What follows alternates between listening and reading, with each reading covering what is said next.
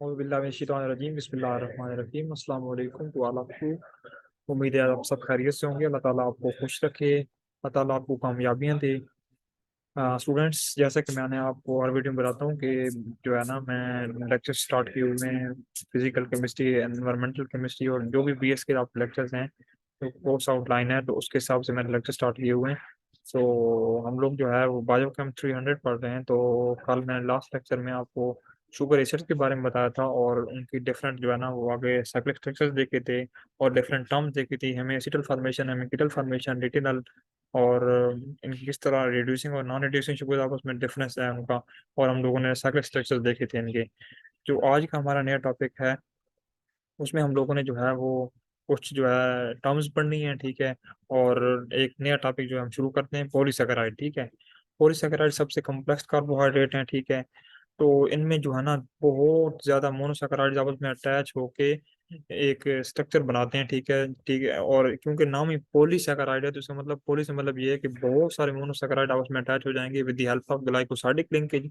इनके दरमियान एक लिंकेज बनता है जो डिफरेंट मोनोसेकेराइड को आपस में अटैच कर देता है और एक स्ट्रक्चर बनाता है, जैसे हम कहते हैं पॉलीसेकेराइड, ठीक है।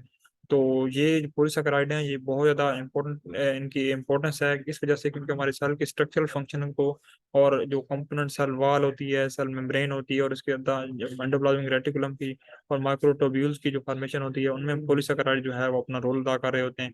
तो उसके बाद हम यहाँ पे ये भी देखेंगे कि इनके में जो मोनोसेकेराइड की जो है ना वो कंसंट्रेशन 10 to 1000 है, ठीक है।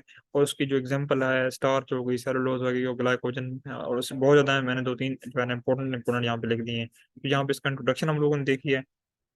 इसका जो है मॉलिक्यूलर वेट बहुत ज्यादा है और ये सॉल्युबल नहीं है वाटर में, ठीक है। क्योंकि कम्प्लेक्स है तो इनकी वाटर के साथ कोई बॉन्डिंग नहीं बनती, ठीक है। इसके बाद हमने देखना है, क्योंकि ये पॉलीसेकेराइड है तो ये पॉलीमर्स हैं, ठीक है। ये दो टाइप्स के पॉलीमर्स अपने अंदर रखते हैं, एक है होमोपॉलीमर्स, एक है हेट्रोपॉलीमर्स। होमोपॉलीमर्स में ये होगा कि सेम टाइप ऑफ मोनोमर से ये मिलके बने होंगे और सेम टाइप, जैसे same type of monomers, single type of जो है ना मोनोमर्स इनमें होंगे, सिंगल टाइप ऑफ मोनोमर्स। तो इनकी जो है ना same type of repeating units भी इनमें खुद ब खुद बन जाएंगे और इनका जो है ना स्ट्रक्चर भी बिल्कुल सिंपल सा होता है। और इनमें एग्जांपल है ग्लाइकोजन होगी, स्टार्च होगी, सेलुलोज होगी। हेट्रोपॉलीमर में क्या होता है कि डिफरेंट टाइप ऑफ मोनोसेकेराइड होंगे, ठीक है। होमोपॉलीमर में सिंगल टाइप ऑफ मोनोमर्स थे और क्या नाम है, हेट्रोपॉलीमर में डिफरेंट टाइप ऑफ मोनोसेकेराइड होंगे, जिसकी वजह से क्या होगा कि इनकी रिपीटिंग यूनिट भी डिफरेंट होंगी और उनकी स्ट्रक्चर भी काफी डिफिकल्ट जो है ना और कॉम्प्लेक्स बनेगी, ठीक है। इसमें पेक्टिन की एग्जांपल है, पेप्टाइडोग्लाइकन की है, एग्रोज की एग्जांपल है, ठीक है। तो ये आपने इसमें डिफरेंस तैयार कर लेना है। इसके बाद हम लोग जो है ना वो डिफरेंट टर्म्स को देखेंगे, आइसोमर्स, एपिमर्स और एनोमर्स को देखेंगे। आइसोमर्स जो है ना स्टूडेंट्स, क्या होता है कि बायोकेमिस्ट्री में वो कंपाउंड जिनके मॉलिक्यूलर फार्मूलाज और केमिकल फार्मूलाज तो सेम है लेकिन उनके स्ट्रक्चर्स में थोड़ा डिफरेंस है, ठीक है। फॉर एग्जाम्पल फ्रुक्टोज, ग्लूकोज और मैनोज है, ठीक है। इसमें स्टूडेंट हम देखें तो C6H12O6 है, ठीक है। फार्मूला तो सबका यही है, लेकिन फ्रुक्टोज में कीटोन ग्रुप है, ग्लूकोज में एल्डिहाइड ग्रुप है। इस तरीके से हर शुगर में जो है ना वो डिफरेंट डिफरेंट ग्रुप्स हैं और फंक्शनल ग्रुप हैं।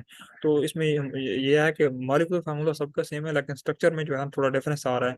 तो ये आइसोमर है और उसकी एग्जांपल है, ठीक है। इसके बाद हमने एपीमर्स देखना है।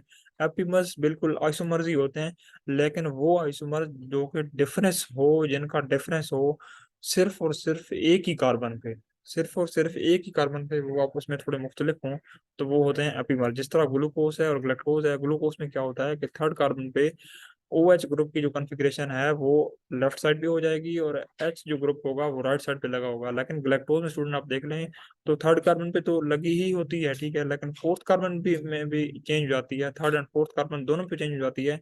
तो ग्लूकोज से वो सिर्फ और सिर्फ कार्बन नंबर 4 पे डिफरेंस रखता है, ठीक है, ग्लैक्टोज। तो ये एग्जाम्पल हो गई एपीमर्स की, ग्लूकोज और ग्लैक्टोज, ठीक है। उसके बाद हम लोगों ने जो है ना एग्जाम्पल, इसके बाद हम लोगों ने एनांशियमर्स को पढ़ना है। एनांशियमर्स वो आइसोमर्स होते हैं जो पेयर की फॉर्म में एग्जिस्ट कर रहे होते हैं और मिरर इमेजेस होते हैं, ठीक है। मतलब बिल्कुल एक कंपाउंड होगा तो उसका बिल्कुल उसी पे मिरर इमेज होगा और उससे लेकिन इन्वर्ट इन्फिग्रेशन रखेगा। ये आपने याद याद रखना है कि मिरर इमेज जैसे हम लोग अपना अक्स देखते हैं तो हमारी जो राइट साइड है वो लेफ्ट साइड पे जाती है और लेफ्ट साइड जो है वो राइट साइड पे आती है। ये आपने कंसेप्ट यहाँ पे याद रखना है कि मिरर इमेजेस हैं और इनमें DL डेजिग्नेशन, डी आइसोमर और L आइसोमर जो है वो प्रेजेंट होते हैं। हम लोग एग्जांपल देखते हैं, जैसे ग्लूकोज है तो यहाँ पे देखें ये इसकी जो थर्ड कार्बन पे जो है ना, मैंने आपको बताया कि OH ग्रुप जो है ना वो डिफरेंस होगा, इसका वो इन्वर्ट हो जाएगा। तो ग्लाइकोज को देखें, ये CH और ये एल्डिहाइड शुगर है। अब इसके देखें OH ग्रुप राइट साइड पे है तो ये लेफ्ट साइड पे आ जाएगा, इसका इसका H ग्रुप राइट साइड पे है तो यहाँ पे एल ग्लूकोज में लेफ्ट साइड पे आ जाएगा, ठीक है। यहाँ पे OH यहाँ पे इस साइड पे है तो इस स्ट्रक्चर में इसके बिल्कुल उल्ट साइड पे आ जाएंगे। और इस तरीके से इनकी जो कॉन्फ़िगरेशन है वो डिफरेंस हो जाएगी, ठीक है। डी ग्लूकोज है और एल ग्लूकोज है। मैंने पहले भी आपको बताया कि मिरर इमेजेस हैं, मिरर इमेजेस में ये होता है कि हम जब जैसे ही मिरर में अपना इमेज देख रहे हैं तो हमारी राइट साइड लेफ्ट पे हो जाती है और लेफ्ट साइड राइट पे हो जाती है।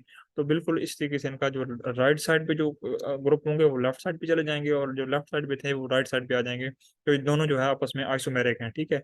ये नाचुमर्स हो गए, ठीक है। इसके बाद हम लोग जो है वो एंजाइम को शुरू करेंगे। एंजाइम क्या चीज़ होती है, तो इसका हम लोग जस्ट इंट्रोडक्शन देखेंगे।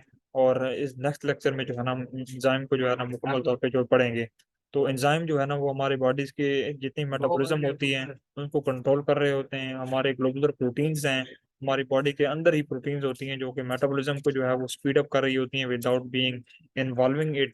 तो ये आज का हमारा टॉपिक था, जिसमें हमने आइसोमर्स, एनांशोमर्स, एपीमर्स को देखा, उनकी एग्जांपल को देखा, उसके बाद पॉलीसैकेराइड को देखा। तो आप आज का टॉपिक आपको कैसा लगा? कोई परेशानी है, कोई क्वेश्चन है तो आप कमेंट सेक्शन में ड्रॉप करें। I will do my best to answer the question. Then इसके बाद जो है हम लोग एंजाइम के बारे में नेक्स्ट लेक्चर जो है, मैंने आपको थोड़ा बहुत इंट्रोडक्शन दे दी है, नेक्स्ट लेक्चर में हम इनको कम्प्लीटली तौर पे जो है ना डिस्कस करेंगे इंशाल्लाह। तो मिलते हैं नेक्स्ट लेक्चर में। इस चैनल को सब्सक्राइब कर दें, लाइक कर दें, शेयर कर दें अपने दोस्तों के साथ, ताकि सबको जो है वो लेक्चर मिल सकें। थैंक यू सो मच, अपना बहुत सारा ख्याल रखें और इस लेक्चर पढ़ के आए। नेक्स्ट लेक्चर में इंशाल्लाह हम नया लेक्चर जो है वो स्टार्ट करेंगे। तो स्टूडेंट, अल्लाह हाफिज। आज का लेक्चर जो है काफ़ी है और इसके बाद जो है हम नया लेक्चर जो है वो शुरू करते हैं अगले लेक्चर में।